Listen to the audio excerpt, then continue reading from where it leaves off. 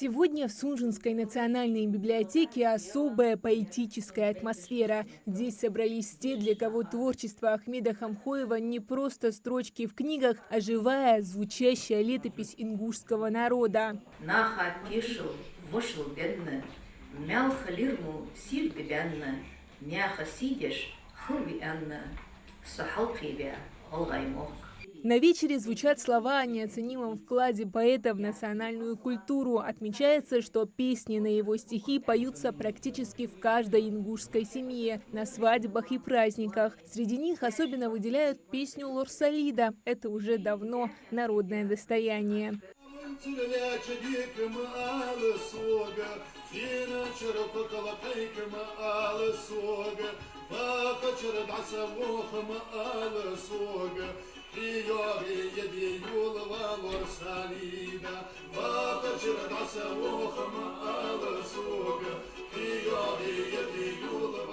Сочетать слова и музыку – это огромный талант.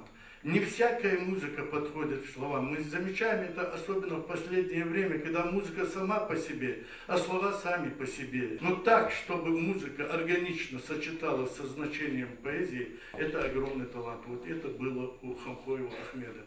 Поэтому его песни живут. Огромное количество песен того времени ушло в небытие. Их никто не вспоминает. Но есть песни, которые живут, которые продолжают жить. Юбилейный вечер, посвященный 115-летию со дня рождения выдающегося поэта-песенника, объединил несколько поколений. В зале писатели, композиторы, исполнители его бессмертных песен и, что особенно значимо, самые юные читатели Ахмеда Ильмурзиевича. Я заинтересовалась творчеством Ахмеда после песни «Лорсалида», и нам стало очень интересно его творчество. Этот вечер для нас большая возможность узнать творческий путь со слов поэтов и композиторов.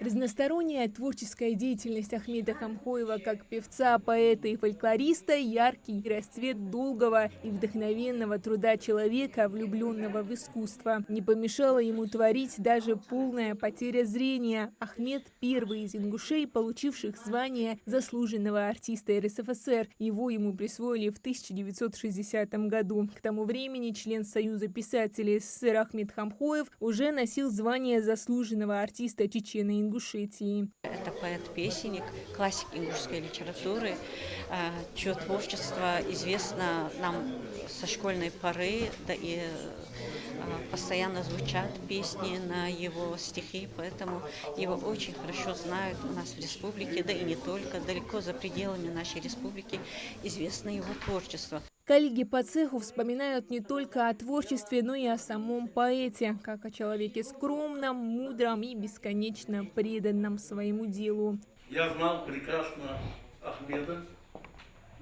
Он мой старший брат. И я его всегда считал великим человеком. Почему? Потому что он талантливый. А во-вторых, он артистом был. Он всегда гордился этим именем. И он всегда говорил: Эмк, если ты выбрал эту профессию артиста, вокалиста, не меняй. Только честно работай, он всегда говорил, работай от души.